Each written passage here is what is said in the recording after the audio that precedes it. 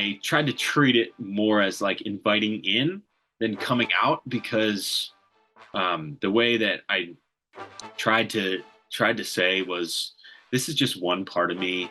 You know, I play baseball, I love music, I'm in love with a guy. Like that was really that was it. And I invited people to just know one more thing about me. Today on Rainbow Country, openly gay country artist and a former professional baseball player, Bryan Ruby, joins me to talk about his journey from baseball to country. Hi, I'm Keegan Hurst, former professional rugby player, coach, raving homosexual, and you're listening to Rainbow Country with Mark Tara. Bryan Ruby, hi, how are you?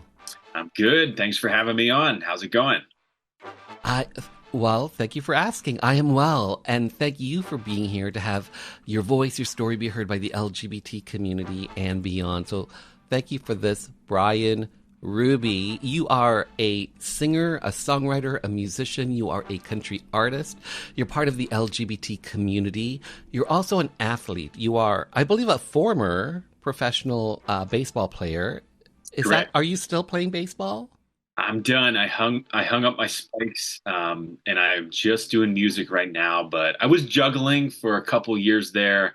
Um, I love playing baseball. My dad is a baseball coach back home, but I came out when I was playing ball in 2021 and played for a bit longer after that, and then had some offers to continue playing ball, but I decided to just go all in with the music thing. The And music and here we are in here Nashville doing music today. here we are today. So in 2020, I believe it was 2020, that you won season 7 of the Nashville Rising Song Competition.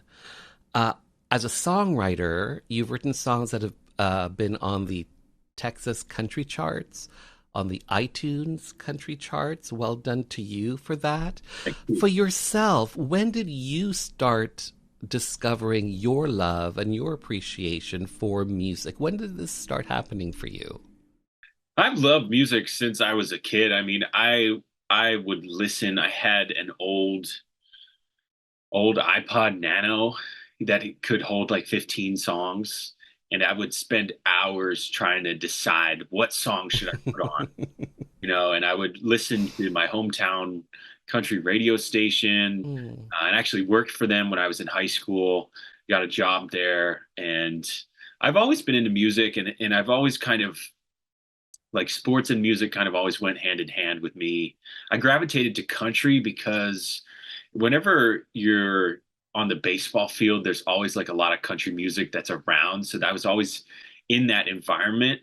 And I just like the melodies. I'm a melody guy. I'm always the guy here in Nashville who's in the writer's room trying to come up with a catchy melody. And but I gravitated towards the melodies and the storytelling, and you know, there was not a ton of LGBTQ plus representation in country music that I could hear in the Mm. mainstream when I was Mm. growing up, but I kind of wanted to. Yeah, Conway Twitty wasn't really cutting it for the gays. Hello, darling. Yeah, right. Yeah, yeah, definitely there was not a lot of visible Mm. representation, Mm. although from what I've heard, there have been LGBTQ plus people making country music in Nashville Mm. for a while, Sure. but it's only in recent years due to the fight of the generation that came before me, people fighting for our rights and representation down here, that somebody like me as a newer artist can just be out and proud from the Hmm. start of my career and not have to hide at all and just make the music I want to make and tell my stories, tell my real life. All my songs are real life storytelling about my life. So Hmm. it's just authentic, and it's my three chords and the truth.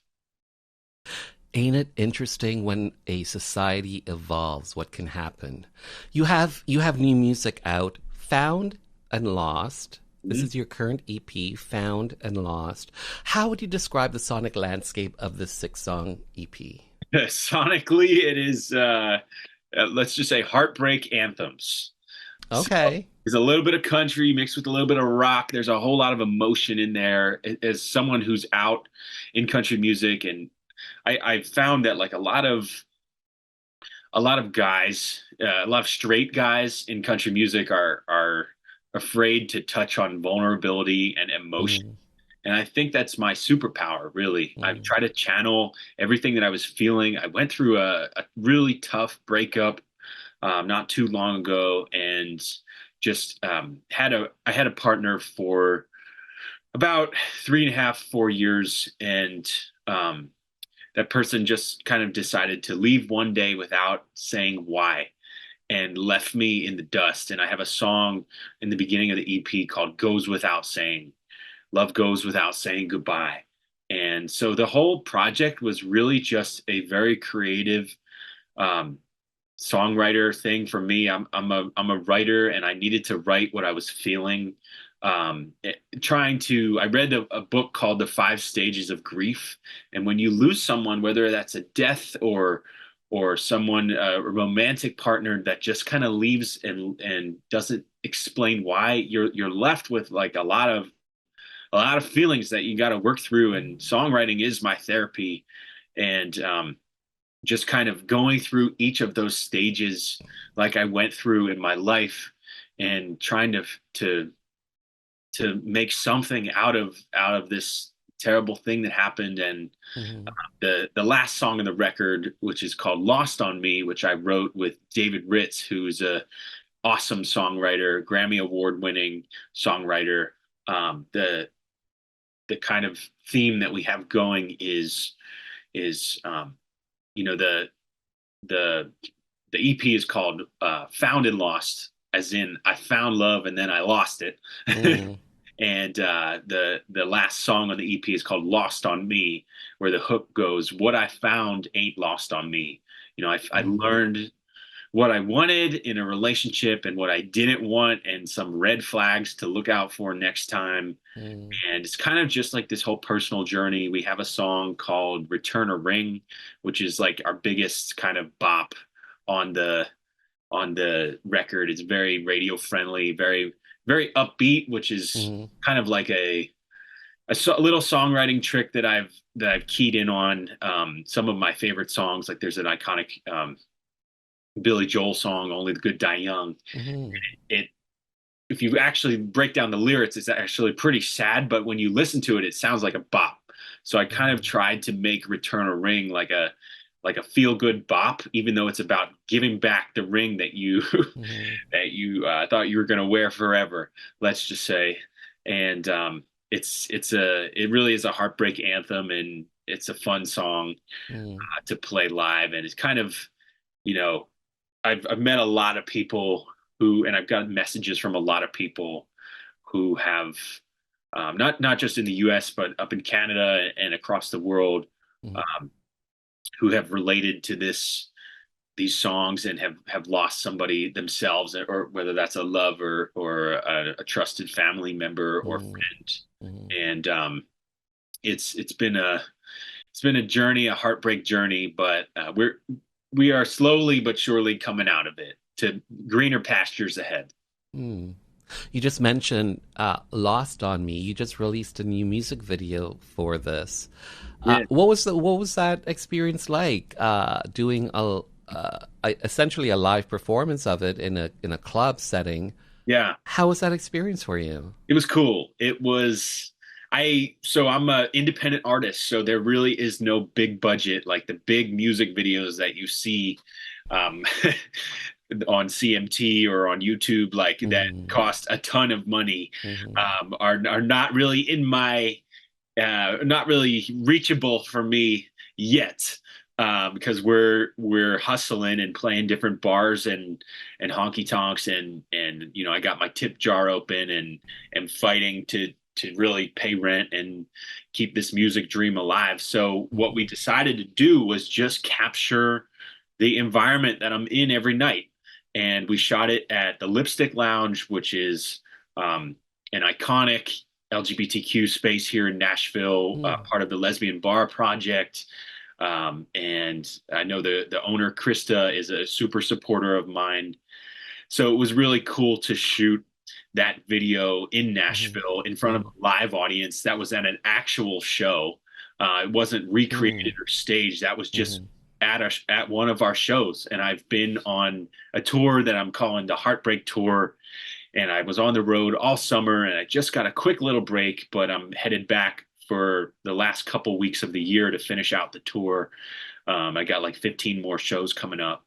Wow. Wow. Well It done was to just you. cool to shoot it. Yeah, it was, Mm-hmm. and I hope people like the video. So you're a country artist. You're based in Nashville. You're part of the LGBT community. You are openly gay. Country music and being gay Yeah, don't necessarily go, at least up until recent history, you don't necessarily think of one with the other per se.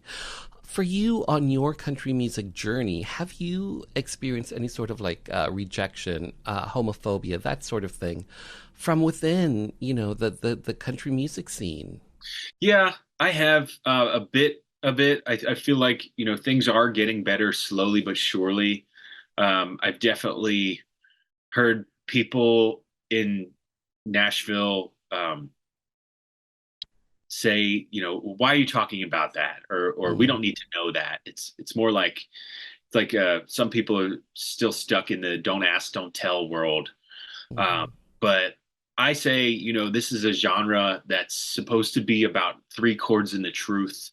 And this is my three chords in the truth. This is my Mm-hmm. life. I'm not forcing anything on anybody. I'm really just singing songs about my life. And um, I try to write all my songs in a way that no matter who you are, where you're from, or what you do, you can relate to it in some way. Everybody wants to find love, regardless of who you are, where you're from, or who you're attracted to. So Mm-hmm. it's I try to tell it in a more universal message. But there Mm-hmm. have been some comments, and I do get stuff on social media. I would say it's probably 90% positive, but there's always I'm always wary, and I actually um, I have a folder on Mm-hmm. my phone of Mm-hmm. screenshots of Mm-hmm. comments that are like hate mail, Mm-hmm. my hate mail folder. And Mm-hmm. sometimes when I need a little extra motivation, when I've just got off the road and I'm exhausted and I'm Mm-hmm. wondering, why am I doing this? And Mm-hmm. I look at that and I realize, I would have killed to have seen somebody like me Mm-hmm. making radio friendly, upbeat country music that's from the heart, told in an authentic way, um, and just being themselves and singing their truth. Someone who's out and proud. I would have Mm-hmm. killed to see that in the mainstream Mm-hmm. when I was a kid. So there have been trailblazers in country music, um, Lavender Country, Ty Mm-hmm. Herndon, Brandy Clark. There's so many now. Orville Peck, Shelley Wright, Shelley Fairchild. I mean, there's Brooke Eden, Lily Rose. There are a ton of country singers down here who are LGBTQ plus and fighting for representation in the genre, just like I am. Mm-hmm. But I just didn't want to hide. Was sick and tired of hiding, and I was aware that there would be some backlash. But at the end of the day, I really just believe in the songs, and I believe that no matter who you are or where you're from, Mm-hmm. you can get behind my music. And I do play a lot of places that are super country, super redneck. I'll be at a bar in a small little town, um, just in the middle of the country, and I take a lot of pride in being able to do my show and have all kinds of people have a good time. And then maybe they already know that I'm gay, maybe they don't, or they find out later. They follow me on social media and they see me post something, a rainbow or whatever. Mm-hmm. Um, but I take a lot of pride in being like boots on the ground, Mm-hmm. changing people's hearts and minds Mm-hmm. like day by day in a lot of these places.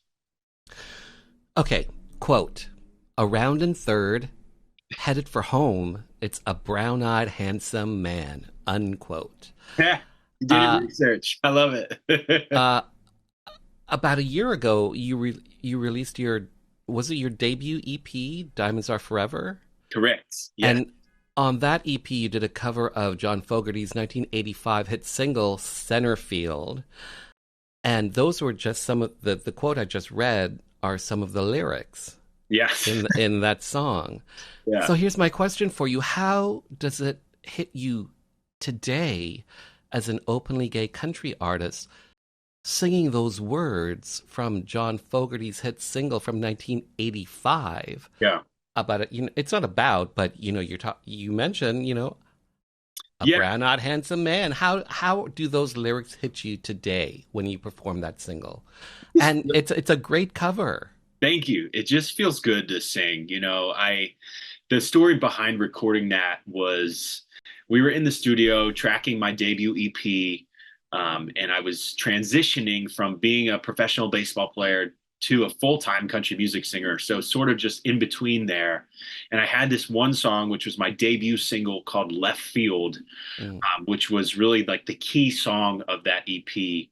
And my producer, we recorded Left Field and we were joking around and he said, well, you did left field. Why don't you do center field? Mm. And everybody in the band laughed. And then we actually sat with it and realized, wow, that's a good idea. That's an iconic song. I looked on Spotify and on YouTube and I saw some kind of bootleg cover versions, but there wasn't really like a real tent pole, like key cover version Mm. of that song. Like I think of Tom Petty, Free Fallin'. I think of John Mayer's version of that as like the key version, Mm. that's a cover version and almost like a little tribute. Or Tracy Chapman, talk about queer artists, Tracy Chapman and Fast Car, and how there's now a Luke Combs cover that was really, really Right. popular. Mm-hmm. So I realized like that would be great. And then I dug into the lyrics and it's always been one of my favorite ballpark songs, but I saw the brown-eyed handsome man line, and I was like, this is perfect. My debut EP was really a lot, mostly about baseball, and leaving that world, and hadn't addressed a ton of things about love and Mm-hmm. stuff yet. That was really tried to capture more of like the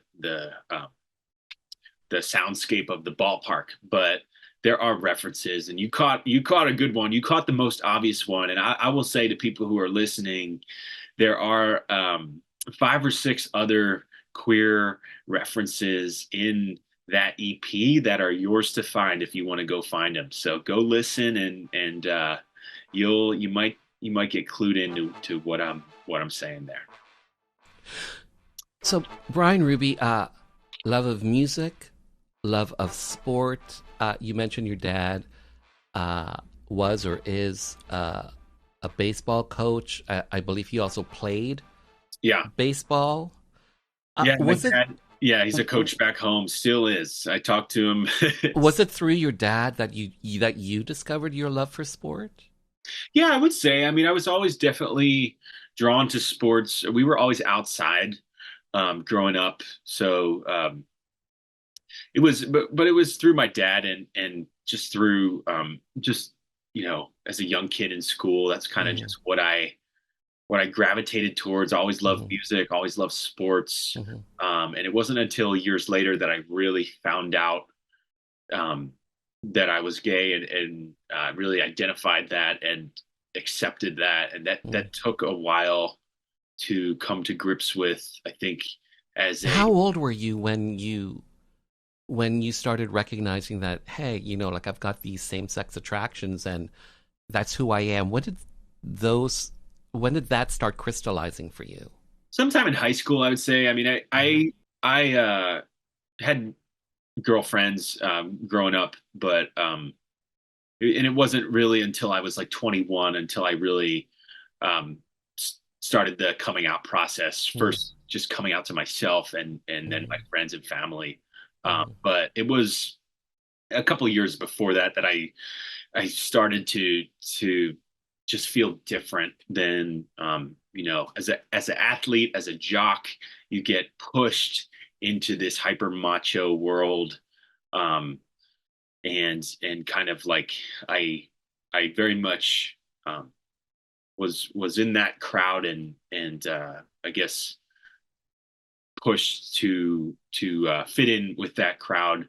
You feel that kind Mm-hmm. of pressure, Mm-hmm. but I always felt different um, Mm-hmm. and definitely it took me a while to identify that. And I in going back to like that song that I mentioned a couple minutes ago, Left Field, the chorus of the first song I ever released was "You gotta be who you are." That's like the first line in the chorus, and that's I was thinking like I knew I was going to get some attention as a pro baseball player who had come out and was doing music. And Mm-hmm. I know the people who follow me, and I see that, and I know there's a whole ton of younger LGBTQ people. So I just wanted to put that message out there first, Mm-hmm. and got to be who you are. Like that's the baseline. To finding happiness or love or fulfillment. Like that's the message I wish I could have heard when I was a kid. Mm-hmm. Hear somebody like me singing about that. So to answer your question, it's been a process. The Mm-hmm. coming out is always a process for everybody, and it's different Yeah. for everybody, but Ain't it's that the truth? been a journey. So before music, you were a professional baseball player. I believe you played in what, 8 countries over 5 years. And Did while at what's that? I did, yeah, I was on this wild kind of ride of you play one place in the summer and then you play winter Mm-hmm. ball like south of the border. I played in Guatemala City and a couple different places in South America and traveled around, and it really was a journey. Mm-hmm. Yeah. And while you were a professional baseball player, you decided to publicly come out. Yeah. So why was it important for you to come out when you did while you were a professional baseball player? Was there a reason? Was there a spark? Was there an event that happened that led you to want to say, this is who I am now? Yeah, it was really just getting tired of feeling like I was hiding. Mm-hmm. There was a period where I was out to some people in within the sport and the sports world, but not really posting about it publicly. Mm-hmm. Um, my partner at the time, I ended up going to Christmas with his family, and we took this great picture under the Christmas tree, and I wanted to post it just on Instagram. Like it was just, you know, a great holiday and a big moment in my life to find love and feel like I was finally happy at the time. And I wanted to post it, and I opened up Instagram to post it like anybody would do. And I just felt this weight, like, oh my God, this. Um, I've never posted anything like this before. Like I was aware that it would become a media moment, as a pro baseball player posting something like that, because there weren't any other out gay pro baseball players actively playing at the time. So I kind of just waited. I didn't end up posting that picture, but I waited until the next season rolled around, when I was back on the field, and decided to do an interview about it and just tell my truth. I tried to treat it more as like inviting in than Mm-hmm. coming out, because the way that I tried to say was, this is just one part of me. I play baseball. I love music. I'm in love with a guy. Like that was really that was it. And I invited people to just know one more thing about me. And I think that because of that, like we were able to get a lot of acceptance, maybe more than you would expect from Mm-hmm. within the sports world, and finally inviting those people in, and inviting those people to know that one of them, an athlete, is in this LGBTQ plus community in baseball, and that really I'm not too different than my teammates. I Mm, still want to play well and help the team win.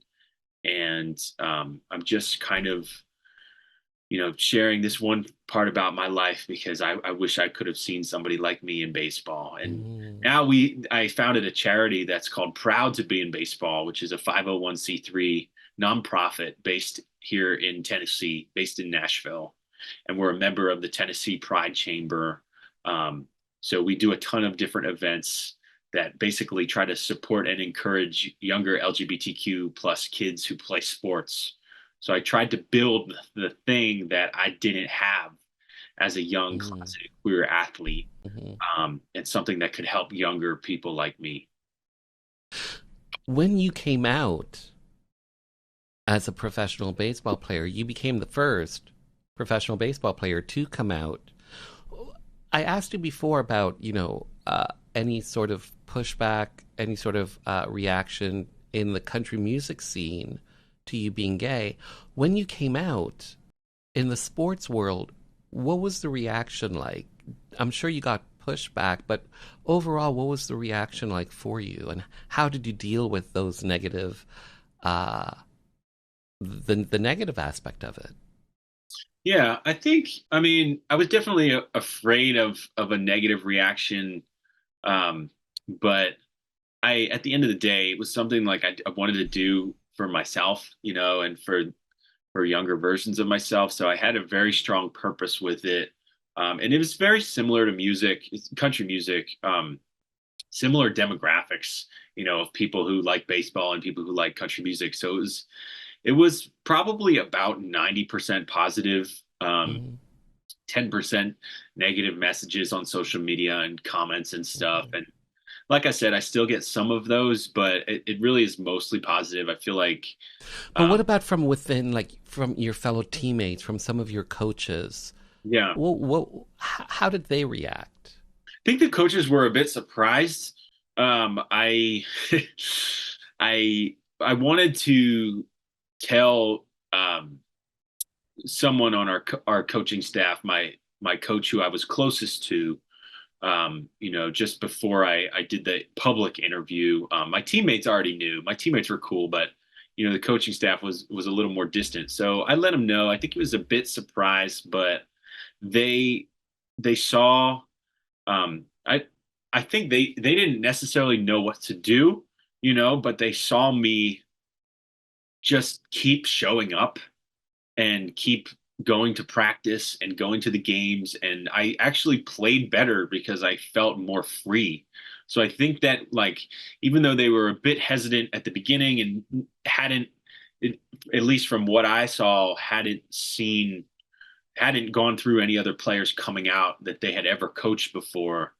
Um, I think once they saw that I was literally just trying to keep my spot on the team and play well and do all the things that I already did. They didn't mind, and they actually, um, I hope that I was able to earn some of their respect, and that they were able Mm-hmm. to see why it was something that was bigger than baseball, bigger than any game that we could win or anything, something that could actually help people in the real world. And um, I don't think, and I don't think I was the first ever baseball player to come out publicly. There's a guy who played in the '80s, named Glenn Burke, who came out after he retired, and then Mm-hmm. a guy who played in the '90s, Billy Bean, who was an inspirational figure for me, who I was very lucky to have met before he passed away, but who also had come out after he retired. So Mm-hmm. just like I say, like, But you were actively playing though.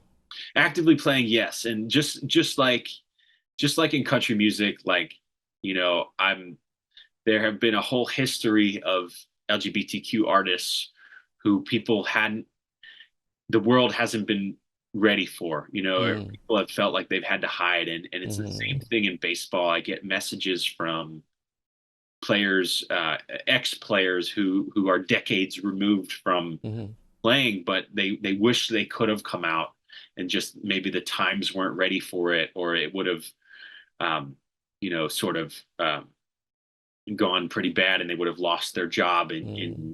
in the sport or in Mm-hmm. music. And I just feel very lucky that I'm living in a time where I can Mm-hmm. be authentic and I Mm-hmm. can just show up and try to make good music. And back when I was playing sports, and try to play well. That's really it. I'm not pushing um any other agenda except Mm-hmm. just trying to live my life. And I think that gradually, like, we're seeing more and more acceptance, and it just feels good to be in a position to be able to do that. Is there a documentary about you? So yeah, we've shot some stuff, and there's a little project in the works. I don't have too much to tell about it yet, but I'm Mm-hmm. sure when the time comes, I would love to come back on and tell you a little more about it. So what's that? Is that going to be essentially like an aspect of your life, I think or what? what I say is, um, like, I my mission behind everything that I do, like when I was playing baseball, I just wanted to see somebody like me, when I was Mm-hmm. a kid.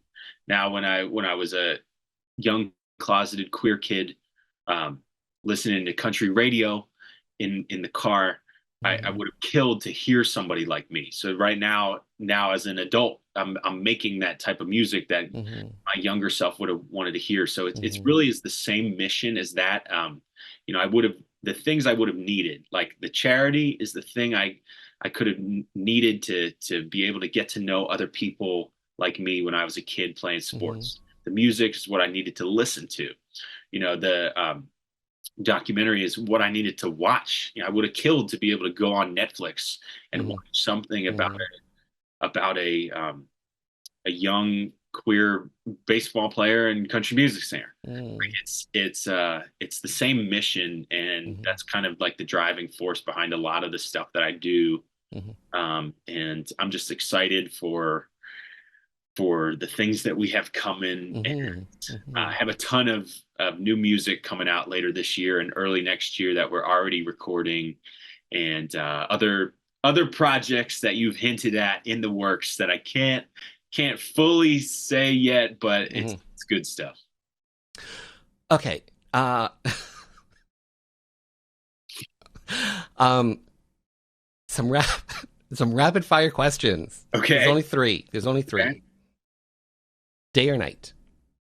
Oh, I'm a morning person. I'm a Mhm. I'm a up early. I was up at 6. I get tired at night. I'm daytime all the way. Even though Okay. I'm a musician, because even all of our music stuff is at night, so I have to, like, have some coffee and stay up. But Hmm. I'm a morning person. Okay. Don't forget these are quick. Okay, So quick. you did day or night, red or white? Well, I'm wearing a red shirt. I'm wearing a red Nashville shirt. I'll go red. Okay. Return a ring or cock ring. Well, I'll go return a ring. That's a good one. I'll go return a ring because that's the name of my one of my you're recent so, singles. you're so I know. I had to go there. Yeah. What else you got? So no, that's it. That's Oh, it. that's it. Oh, only three. Okay, I That's thought I was three. rapping. All right. No, no, no, no, no. Here's my last question for you, and it's simply this: what do you hope your audiences come away with after they've heard, they've heard your music, they've heard your songs? What do you hope your audiences come away with? That's a big question. I just hope that people feel inspired and that people feel like maybe there's a country singer that is like them, and they can hear their lives through my songs. And it's all the music is presented in a way that there's I try to there's very little toxic masculinity. It's very much open and accepting sound and vibe, and it rocks out a little bit too. And I feel like, I hope people can gain confidence in themselves and feel like they can hear and listen to and feel connected to somebody in country music who's making music for them. So that's what I hope. Do you this just popped into my mind. Do you remember the first time you ever heard your song on radio? Yeah. Yeah, it was a really special moment. And it wasn't just like local radio. It was my debut single. We were able to land on Sirius XM Country Pride. So I was on my way um, to the airport actually in Nashville to fly up to play a Pride festival in New Jersey. This was Pride Month 2022, and I was listening to the channel because that's the channel I like, and especially during Pride Month, um, because that's when they run that one. And I heard it, and I took a little video. I tried to take a little video, but I was shaking. I was so excited. So it was just a Hmm. very special feeling. Well done, well done, Brian Ruby. Well said, well done, well recorded. Thanks for your time. Thanks for being on the show. Thank you. Thanks for having me.